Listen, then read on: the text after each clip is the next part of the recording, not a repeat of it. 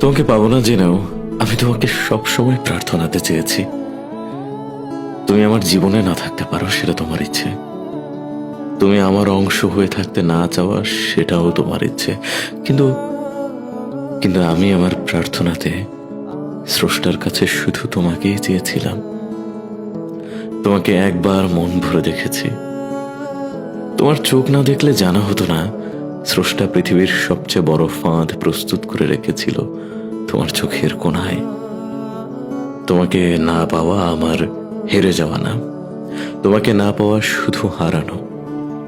আর জীবন শিখিয়েছে, হারতে শেখার আগে আমি জিততে পারিনি কিছুই। তুমি নেই, অথচ তুমিই সব সময় থাকো।